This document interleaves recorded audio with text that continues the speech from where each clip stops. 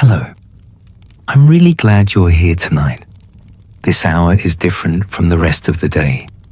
It doesn't ask you to decide anything. It doesn't ask you to perform or explain or keep up. It simply invites you to lie still and let your thoughts move at their own pace.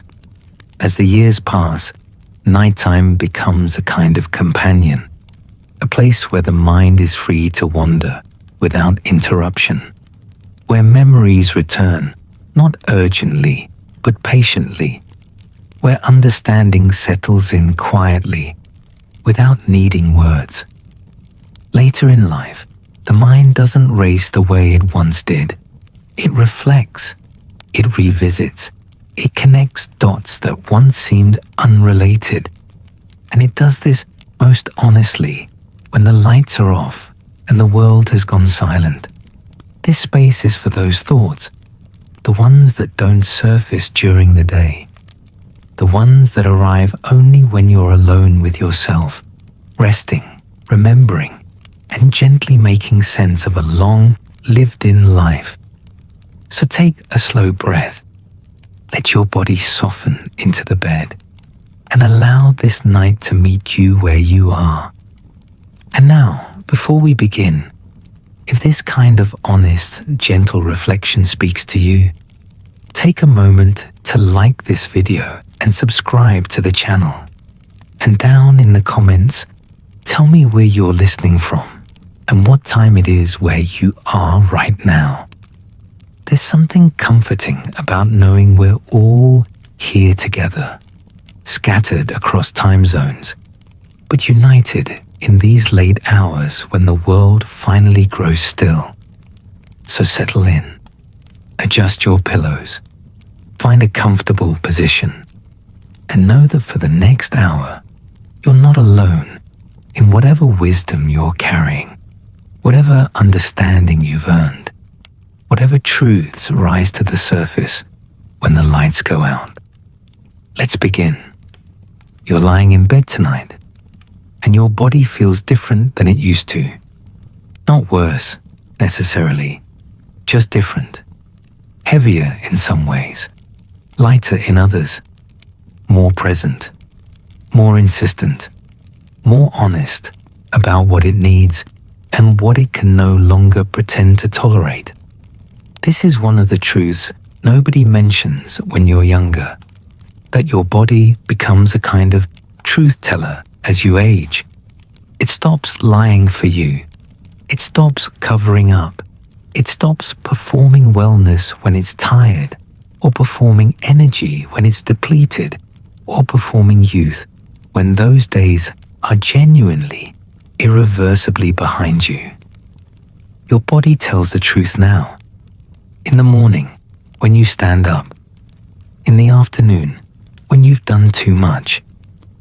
And here, at night, when you lie down and feel every single year you've lived settling into the mattress beneath you. The weight of time has physical presence. You can feel it in your joints, in your back, in the way certain positions that used to be comfortable now require adjustment, in the way sleep itself has become something you have to negotiate with rather than something that simply happens. Nobody told you this part. Nobody explained that aging wouldn't just be about looking different in the mirror. It would be about feeling different in your own skin, about inhabiting a body that's simultaneously more familiar than anything else in your life and increasingly strange, increasingly other, increasingly insistent on its own terms. You've spent decades in this body. You know it better than anyone else possibly could. You know its rhythms and its rebellions. You know what it needs and what it refuses. You know its history written in scars and stretch marks and the particular way certain muscles remember old injuries. This body has carried you through everything, every joy, every loss, every transformation, Every single moment of your life has happened in this body.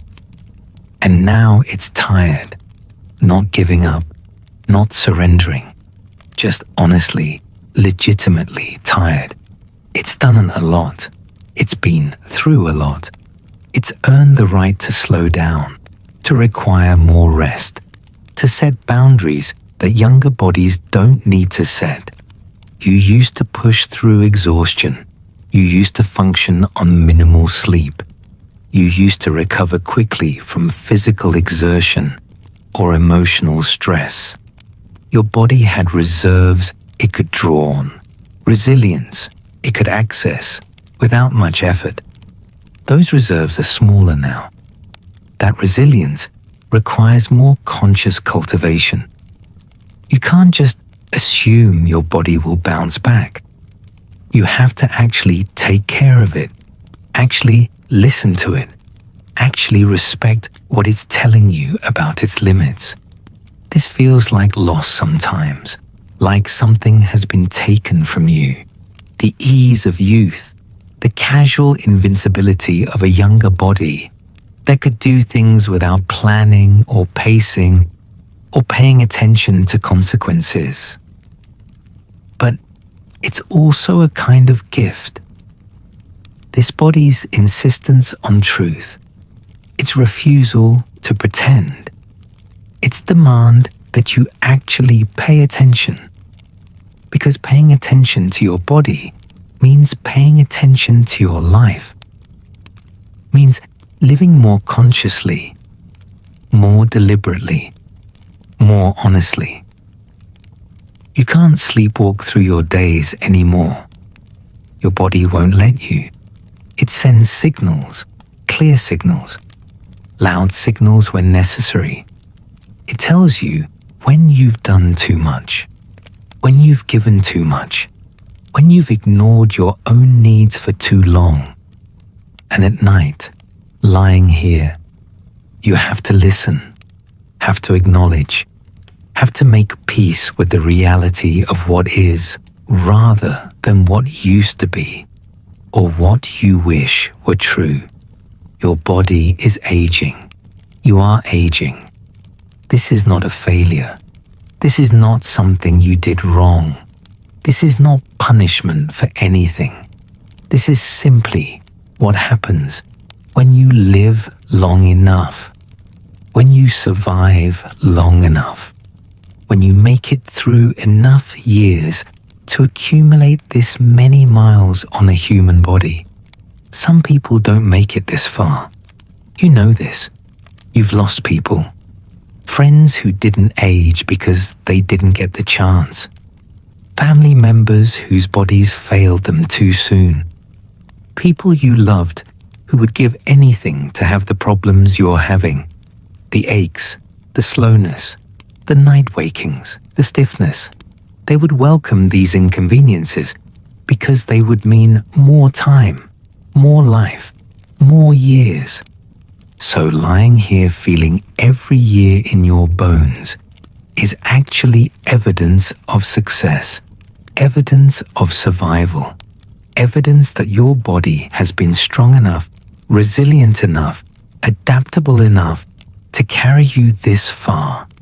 It's earned these limitations, earned the right to be tired, earned the respect you're learning to give it. You're learning to work with your body instead of against it, to cooperate instead of dominate, to listen instead of ignore. This is a kind of wisdom that only comes with age. Younger people can't understand it yet. They're still in bodies that mostly cooperate without complaint. Still in the phase where physicality feels like something they control rather than something they negotiate with. They'll learn, eventually, if they live long enough. But you can't explain it to them. You can only live it yourself. Can only make peace with it yourself. Can only lie here at night feeling grateful and frustrated simultaneously. Grateful to still be here, frustrated by the limitations. Both true, both valid, both part of the unfiltered reality of aging. You think about all the things you used to do without thinking. Getting out of bed in the morning, bending down to pick something up, carrying groceries, walking upstairs, opening jars, reading small print, hearing conversations in noisy rooms, remembering names, sleeping through the night. These ordinary acts have become more complicated, more effortful, more worthy of attention. You don't take them for granted anymore because you can't, because your body reminds you constantly that nothing is guaranteed, nothing is automatic, nothing stays easy forever. This awareness changes how you move through the world. You plan more. You pace yourself. You make choices about where to spend your limited energy. You say no to things you would have said yes to automatically when you were younger. And people don't always understand. They think you're being difficult, being lazy, being antisocial. They don't see that you're being realistic, being honest about your capacity, being protective of resources that are genuinely, physically limited now. You've stopped explaining yourself as much, stopped justifying your choices, stopped apologizing for having boundaries that younger people don't need yet. This is another truth about aging, that you care less about other people's opinions, not because you've become callous, but because you've become clear. Clear about what matters, clear about what doesn't, clear about the difference between genuine obligation and social performance. You're lying here tonight because you chose rest over something else, over some invitation or expectation, or should that used to have power over you but doesn't anymore. You chose yourself, your body, your need for restoration, and you're not sorry about it. This would have been impossible when you were younger. The guilt would have been overwhelming. The fear of disappointing people, the need to prove yourself, to show up, to be available, to be everything to everyone. You've spent so many years performing availability, pretending you had more to give than you actually did, saying yes when you meant no, pushing through when you needed to stop, ignoring your body's clear messages because other people's needs seemed more important. That performance is exhausting, and you're done with it. Done pretending, done performing, done sacrificing your well-being for other people's comfort or convenience or approval. This doesn't make you selfish. It makes you honest. It makes you someone who's finally learned that you can't pour from an empty cup, that taking care of yourself isn't optional, that your body's needs are legitimate and worthy of respect. The people who matter understand this. The people who love you want you to rest, want you to take care of yourself, want you to still be here, healthy and whole for as long as possible. The people who don't understand aren't your responsibility. Their opinions aren't your burden. Their expectations aren't your obligation. You're learning to let go of the need to make everyone happy, to have everyone approve, to be universally liked and accepted. This is freedom, real freedom, the kind that comes from finally accepting yourself as you actually are, rather than as you think you should be. You're not who you were at 20 or 30 or 40. You're who you are now, in this body, at this age, with this history, with these limitations and these gifts and this hard-earned understanding of what actually matters. And what matters is simpler than you thought it would be. Connection with people you love, meaning in whatever form it takes for you, comfort, beauty, rest, kindness, truth. The big dramatic things you used to think defined a successful life have gotten smaller, quieter, more intimate. Success now looks like a day where nothing hurt too much, where you laughed genuinely, where you felt useful or connected or simply okay. Success looks like this moment right now, lying in bed, safe, warm, breathing, still here, still capable of feeling, still interested in life even when life is harder than it used to be. You've survived everything that's happened so far, every loss, every disappointment, every betrayal, every illness, every heartbreak, every moment when you thought you couldn't go on, but somehow did. Your body carried you through all of that. This body that you sometimes resent for slowing down. This body that frustrates you with its limitations. This body that doesn't look like it used to, or feel like it used to, or perform like it used to. This body is a survivor, a warrior, a testament to resilience you didn't know you had. It's kept you alive through things that could have killed you, stress that could have stopped your heart, grief that could have shut down your systems, illness that could have won. But you're still here, still breathing, still feeling the sheets against your skin and the pillow under your head and the weight of the blanket covering you. Still capable of this moment, this awareness, this presence. Your body deserves gratitude, deserves gentleness, deserves the rest you're finally allowing it, deserves to be treated like the miracle it actually is, rather than the disappointment you sometimes feel it's become. You're learning this, slowly, imperfectly, with backsliding and frustration and moments when you forget and push too hard and pay the price.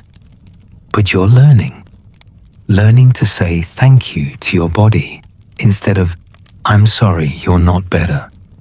Learning to appreciate what still works instead of only mourning what doesn't. Learning to move with compassion instead of criticism.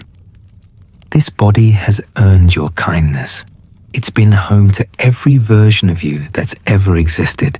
The child you were, the teenager, the young adult, the person who fell in love for the first time, the person who became a parent if you did, the person who built a career or created a life or simply survived against odds that weren't in your favor. All of those versions of you lived in this body, experienced life through these senses, felt feelings in these nerves, made memories that are stored somewhere in these cells. Your body is a living history, a walking archive, a physical record of a life fully lived. The scars tell stories, the wrinkles map laughter and worry, and years spent squinting in sunlight. The grey hair or missing hair or changed hair documents time passing. The belly that's softer than it used to be, held babies or meals shared with loved ones, or simply the accumulated evidence of years of living in a world that requires eating. Every mark on your body means something, represents something, proves something. You existed, you lived. You didn't just observe life from a distance. You participated, you took risks, you experienced things, you were present in your own life. Even when being present was difficult or painful or terrifying, your body shows this, demonstrates this, makes visible what would otherwise be invisible. And at night, in the dark, you can feel all of it. Every year, every experience, every transformation. You're not the same person who first slept in a bed decades ago. You've been remade countless times by love, by loss, by choices, by circumstances beyond your control, by the simple passage of time doing what time does to every living thing. You're softer now in some ways, harder in others, more vulnerable, more protected, more open, more boundaried. You contain multitudes, contradictions, complexities that younger people haven't had time to develop yet. You're not simple anymore, not easily categorized, not reducible to any single story or identity or role. You're layered, nuanced, full of paradoxes that don't resolve. You can be grateful for your life and disappointed by how some things turned out. You can love people and need distance from them.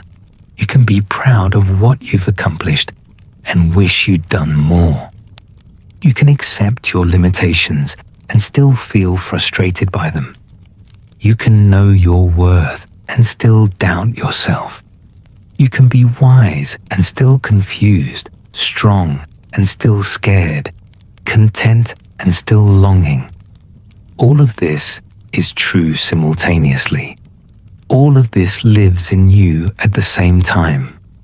And only at night, in the quiet, can you acknowledge the fullness of it, the complexity, the contradictions that make you human rather than perfect.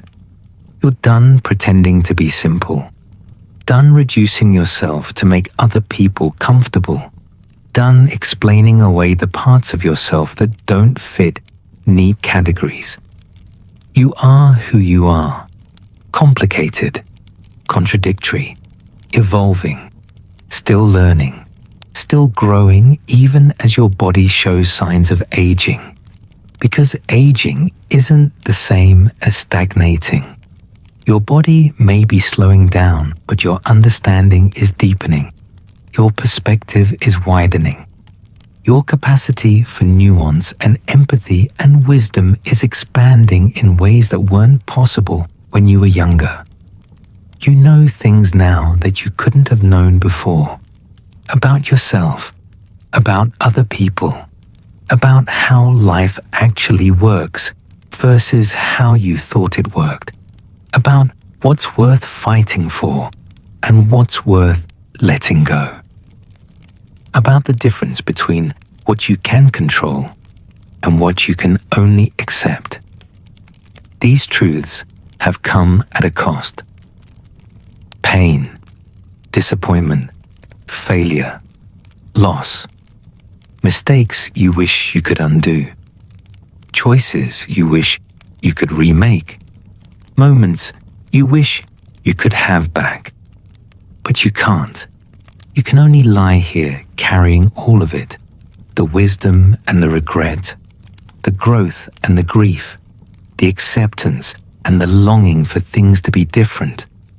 This is what aging means.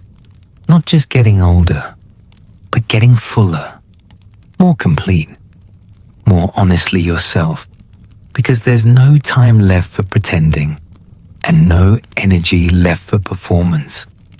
You're stripped down to what's essential now, what's real, what's true. The rest has fallen away or been deliberately released. And what remains is you, just you, imperfect, limited, tired, resilient, wise, foolish, brave, scared, grateful, frustrated, human, beautifully, messily, honestly human. You're lying here tonight, thinking about all the things nobody told you, all the truths about aging that somehow never made it into the conversation when you were younger, the secrets that people over 55 seem to keep from everyone else, not deliberately, not maliciously, but simply because these truths can't be explained. They can only be experienced. They only make sense once you've lived them yourself. Nobody told you that you'd become invisible in certain ways, that walking into a room would feel different after a certain age, that people's eyes would skip over you, that servers in restaurants would look past you to younger customers, that your opinions would be dismissed more easily, that your experience would be valued less than someone younger's potential. This invisibility is strange. Sometimes it's painful. Being overlooked, being underestimated, being treated like you're less relevant simply because you've lived longer. But sometimes it's freedom, real freedom. Because when people aren't watching you as closely, you can be more fully yourself. You can dress how you want without judgment. You can speak your mind without worrying about being too much. You can take up space without apologizing. The invisibility that hurts in some contexts liberates in others. You've learned to use it, to move through the world with less self-consciousness, to care less about performing attractiveness or success or youth, to simply exist as you are without constantly monitoring how you're being perceived. This is a gift you didn't expect, the freedom that comes from no longer being the center of attention, from no longer feeling the weight of constant observation and evaluation. Your younger self would have been devastated by this invisibility, would have fought against it, would have done anything to remain visible and relevant and attractive. But you've learned that being seen and being known are different things, that visibility and value are not the same, that you can be profoundly important to the people who matter while being completely invisible to strangers. And that's okay. Better than okay. It's actually a relief. Nobody told you that friendships would change so much, that the people you thought would be in your life forever would drift away or disappoint you or reveal themselves to be different than you believed, that maintaining friendships would require more effort as you aged, that distance and diverging life paths and simple exhaustion would make it harder to stay connected. You've lost friends to death, to illness, to moves across the country or across the world, to political disagreements that revealed unbridgeable divides, to betrayals, to gradual drifting that neither of you had energy to fight against. And you've kept friends who've become more precious as the years pass, who know your whole history, who remember who you used to be and love who you've become, who can finish your sentences and laugh at references no one else would understand, who've earned their place in your life through decades of showing up. These friendships are different now, deeper, more honest, less frequent maybe, but more meaningful. You don't see each other as often, don't talk as regularly. Life is full and complicated and everyone has their own struggles. But when you do connect, it's real, it's substantial. It's the kind of friendship that doesn't require performance or pretense.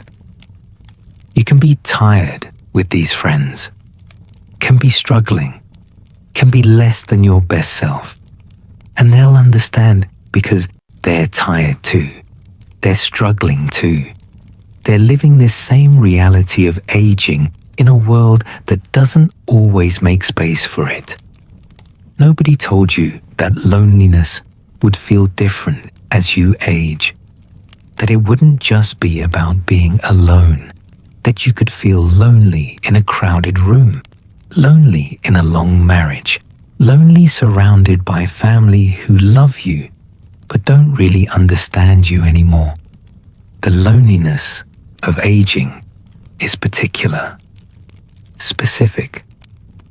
It's the loneliness of having experiences you can't share with people who haven't lived them yet, of knowing things that sound like cliches when you say them out loud, but are profound when you feel them in your body, of watching younger people make mistakes you made and knowing they won't hear your warnings because you didn't hear warnings either when you were their age.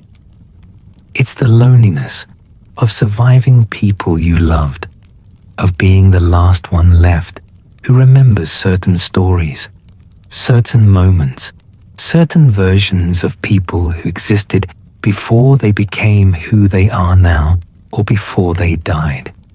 You carry memories that no one else carries, knowledge that will die with you, stories that matter but have no audience. This is a strange burden, being a keeper of history that's simultaneously precious and irrelevant. Your children don't want to hear the same stories again. Your spouse has heard everything already. Your friends have their own memories occupying their minds. So you lie here at night with all of this knowledge, all of these stories, all of this lived experience that has nowhere to go except around and around in your own mind. Nobody told you that regret would have such weight, that lying in bed at night, you'd think about all the things you didn't do, the risks you didn't take, the words you didn't say, the trips you didn't go on, the time you didn't spend with people who are now gone, the choices you made that led to this life instead of other possible lives you'll never know. Regret is heavy at night, heavier than during the day when you can distract yourself, when you can rationalize, when you can tell yourself that everything worked out okay, that you did the best you could with what you knew at the time. But at night, in the dark, the regret is honest. You wish you'd been braver, kinder, more present, more adventurous, more yourself. You wish you'd worried less about what other people thought. You wish you'd taken that job or ended that relationship sooner, or said I love you more often, or held your children longer when they were small. The regrets are specific and they're general. They're about particular moments you can still see clearly and about patterns that shaped whole decades. You can't change any of it, can't go back, can't remake those choices. You can only lie here carrying the weight of roads not taken, lives not lived, versions of yourself that never got to exist. This hurts, genuinely hurts. The permanent nature of the past, the irreversibility of time, the impossibility of do-overs. But you're also learning something about regret, that it's not just about loss, it's also about values, about what you care about deeply enough that not doing it, or not being it, or not having it registers as genuine loss. Your regrets tell you what matters to you, what you wish you'd prioritized, what you'd do differently if you had another chance. And while you can't change the past, you can still change how you live now. Today, tonight, tomorrow. You can still make choices that align with what matters, can still be the person you wish you'd been all along, can still say the words, take the risks, show up differently. It's not too late for everything, just for some things. And learning to tell the difference is part of the wisdom of aging. Nobody told you that your relationship with time would transform so completely, that years would simultaneously feel longer and shorter, that a decade would pass in what feels like moments, while a single difficult day would stretch on forever. Time is strange now, non-linear, elastic. The past feels closer than it should, more present, more accessible. You can remember things from 40 years ago more clearly than what you did last week. Your childhood is vivid. You can feel it, smell it, hear it. The texture of time from decades ago is somehow sharper than recent time. And the future feels different too, shorter, more finite, more precious. You're aware now that you have more years behind you than ahead of you. This isn't morbid. It's just mathematics, just reality. But it changes everything. Changes how you spend your days, how you think about your remaining time, what you're willing to tolerate and what you're not. You don't have time for bullshit anymore. For people who drain you, for obligations that feel empty, for pretending to care about things that don't actually matter to you. Your time is limited and you know it, and this knowledge is clarifying, focusing. It cuts through all the noise and helps you see what's actually important. Nobody told you that your body would become a kind of clock, that it would mark time in ways you couldn't ignore, that looking in the mirror would be like seeing a calendar, that your hands would look like your mother's hands or your father's hands, that you'd catch glimpses of your grandparents in your own reflection. Your body documents the passage of time, whether you want it to or not. It keeps score, remembers injuries, shows wear, displays evidence of every year, every stress, every joy, every sorrow. You can't hide from time when you live in a body that makes time visible. But you're learning to make peace with this, to see the lines around your eyes as evidence of laughter, to see the gray hair as evidence of survival, to see the softness as evidence of having lived in a body that experienced pleasure and nourishment and rest. Your body isn't failing you. It's telling the truth about what it's been through. And the truth is that it's been through a lot, that you've asked a lot of it, that it's carried you faithfully through everything, even when you didn't treat it with the respect it deserved.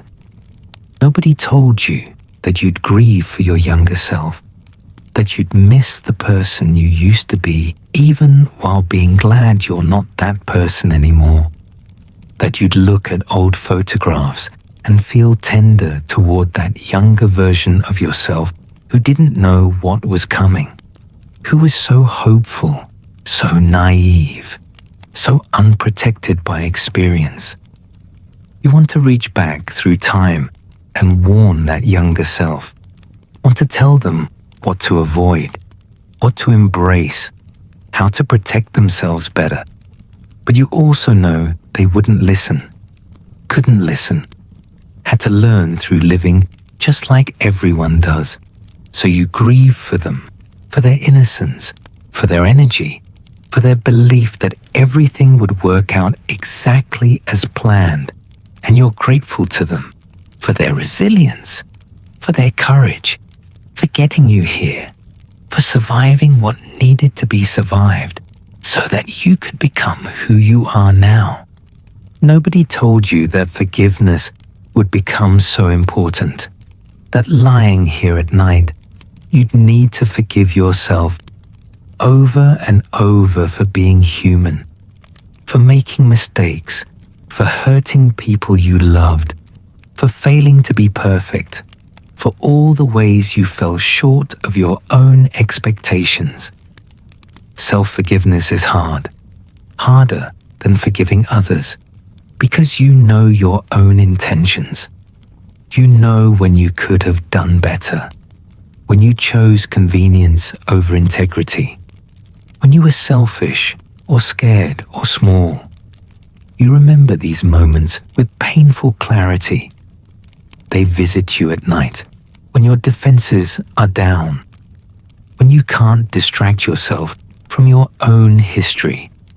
But you're learning that carrying unforgiveness is exhausting, that punishing yourself for being imperfect doesn't make you better, doesn't change the past, doesn't help anyone. You're learning to offer yourself the same grace you'd offer someone you love, to say, "I forgive you," to yourself, to mean it, to release the grip of shame and guilt that's been holding you hostage to old mistakes. This doesn't mean forgetting, doesn't mean excusing. It means accepting that you were doing the best you could with who you were at the time, and that person was learning, growing, making mistakes, because that's how humans learn. You're different now. You've changed. You wouldn't make the same choices now, because you're not the same person who made them then. And that's the point. That's growth. That's what a lifetime of experience does. It transforms you, sometimes gently, sometimes brutally, but always completely. Nobody told you that acceptance would feel like this. Not resignation, not giving up, but genuine acceptance of what is, of who you are, of where you are in your life, of the fact that some things will never be different than they are right now. You spent so many years fighting reality, wishing things were different, believing that if you just tried harder or wanted it more, or refused to accept limitations, somehow everything would change. But lying here now, you're learning that acceptance isn't weakness, it's wisdom. It's understanding what you can control and what you can't, what's worth fighting for and what's worth releasing. It's making peace with the gap between how you thought your life would be and how it actually is. This gap used to torment you, used to feel like failure, used to make you question everything. But now you're beginning to see that the life you imagined and the life you're living are both valid. That disappointment doesn't erase meaning. That things not going according to plan doesn't mean they've gone wrong. Your life is what it is, not what you planned, not what you hoped, not what you feared, just what it is. And there's something in it worth honoring, worth appreciating, worth being grateful for, even as you acknowledge what's been lost or what never happened.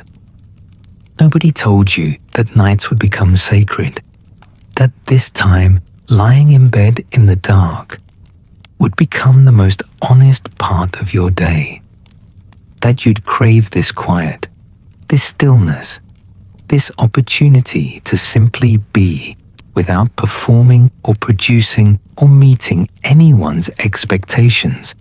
The night asks nothing of you. It simply holds you, gives you permission to rest, to think, to feel, to be exactly as you are in this moment without judgment. You used to fear the night, the darkness, the quiet, the space it created for difficult thoughts and feelings. You'd fill it with television or reading or anything to avoid being alone with yourself. But now you welcome it, need it, protect it, because this is when you become most fully yourself, when the roles fall away, when you're not someone's parent or partner or employee or friend. When you're just you, alone, honest, present with your own existence in the most fundamental way. The night knows all your truths, has witnessed all your transformations, has held you through everything. And it's still here, still offering this space, still inviting you to rest, to let go, to trust that morning will come and you'll face whatever needs facing then. But for now, for this hour, for this moment, you can simply be, can simply breathe, can simply exist without agenda or purpose or goal beyond surviving the night and maybe finding some peace in the process. Nobody told you that gratitude would coexist with grief, that you could be deeply thankful for your life while simultaneously mourning what's been lost, that both could be true at the same time without contradiction. You're grateful to be alive, to have made it this far, to have experienced love and beauty and meaning, to have people who care about you, to have a bed to lie in and a roof over your head and basic safety that so many people lack. This gratitude is real, genuine, deep, but so is the grief for people who are gone, for opportunities that passed, for the body you used to have, for the energy and optimism and sense of infinite possibility that age has taken from you. You grieve and you're grateful. You mourn and you appreciate. You feel loss and you feel lucky. All of it together. All of it true. All of it part of the complex reality of having lived long enough to accumulate both blessings and losses in equal measure. Nobody told you that wisdom would feel less like knowing and more like uncertainty. That the older you got, the less sure you'd be about anything. That all those confident opinions you had when you were younger would soften into questions, into maybe, into it depends. You used to think wisdom meant having answers, having certainty, being able to explain how things work and what people should do. But real wisdom, you've learned, is knowing how little you actually know, how complex everything is, how many variables affect every situation, how impossible it is to give simple answers to complicated questions. You've learned to say, I don't know, I'm not sure. That might work for you, but it didn't work for me. Everyone's different. These phrases used to feel like weakness, like admitting you didn't have it figured out. But now they feel like honesty, like respect for complexity, like humility about your own limitations. You don't have to have all the answers anymore. Don't have to pretend. Don't have to perform certainty you don't feel. You can sit with not knowing, can tolerate ambiguity, can accept that some questions don't have answers and some problems don't have solutions, and some pain just has to be endured rather than fixed. This is wisdom, real wisdom, not the kind you can put in a greeting card or a motivational poster, but the kind that comes from living long enough to see how rarely things are simple, how often the right choice isn't clear, how much of life is improvisation rather than following a plan. Nobody told you that you'd become more yourself as you aged, that instead of fading into some generic version of old person, you'd actually become more distinctly you, more intensely yourself than you've ever been. The parts of you that were always there but hidden or suppressed or not fully developed have emerged, have taken up space, have claimed their right to exist. You're more opinionated now, more particular, more willing to have preferences and state them clearly, more insistent on doing things your way, even if it's inconvenient for others. This isn't stubbornness, though it might look like it from the outside. It's self-knowledge. It's understanding what works for you and what doesn't. It's refusing to waste your limited time and energy on things that don't serve you. You've tried it other people's ways. You've accommodated. You've been flexible. You've spent decades adjusting to other people's preferences and needs and expectations. And now you're done. Not in a hostile way, not in a way that disrespects others, but in a way that finally respects yourself. Your needs matter. Your preferences are valid. Your way of doing things is legitimate, even if it's different from how other people do them.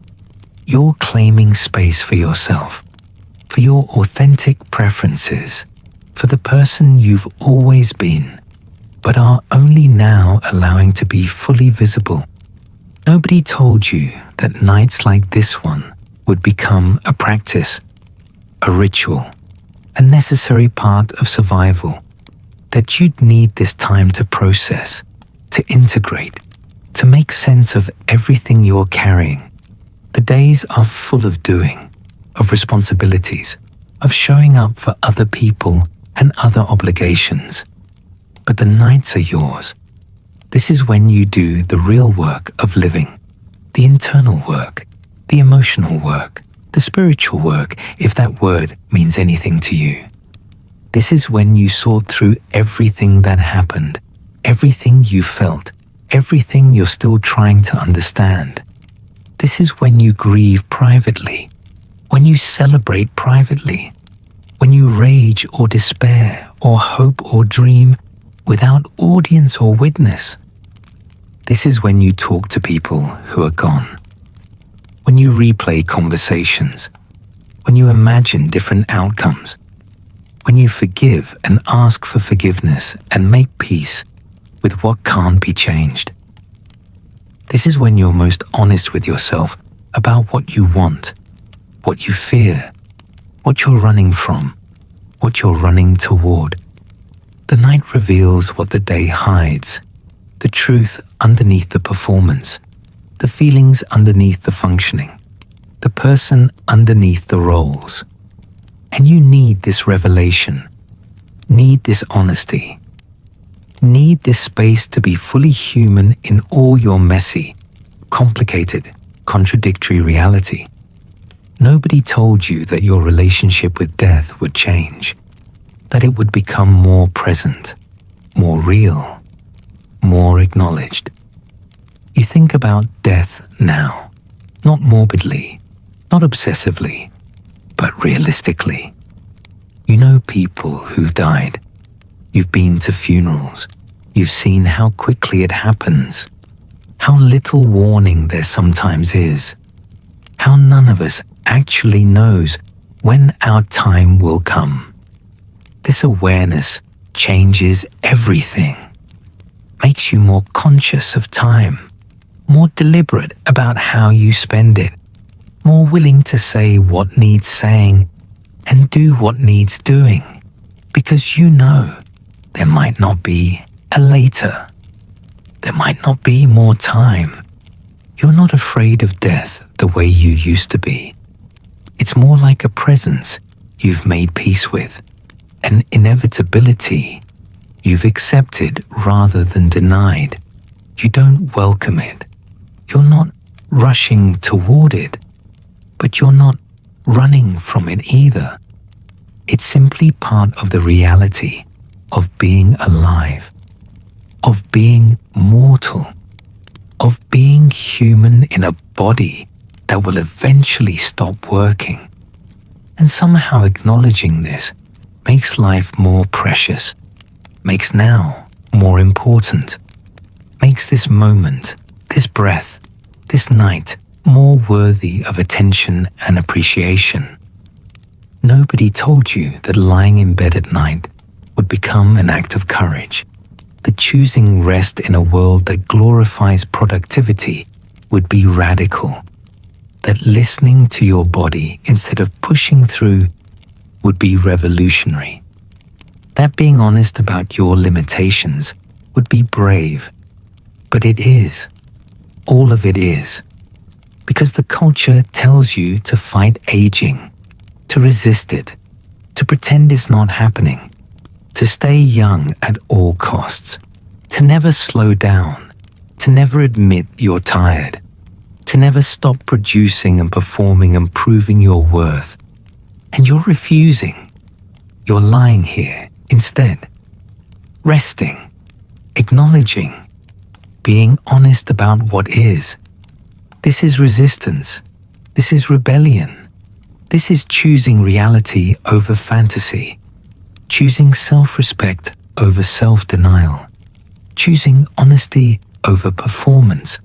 You're done pretending, done performing youth you don't feel, done chasing standards that were designed to make you feel inadequate, done measuring yourself against impossible expectations.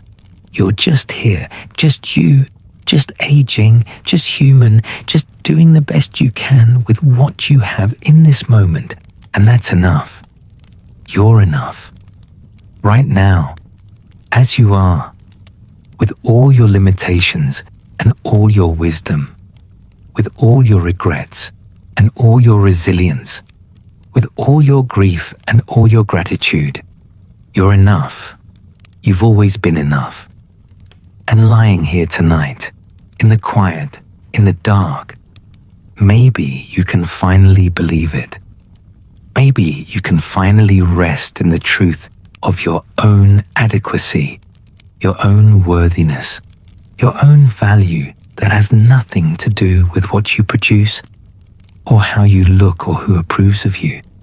You're valuable because you're here, because you're alive, because you've survived, because you're still trying, still learning, still growing even as your body shows signs of aging, still capable of love and beauty and meaning even when everything feels harder than it used to. The night is deep now. The quiet is complete. The world has settled into stillness, and you're part of that stillness, part of that quiet, part of the night holding space for everyone who needs it.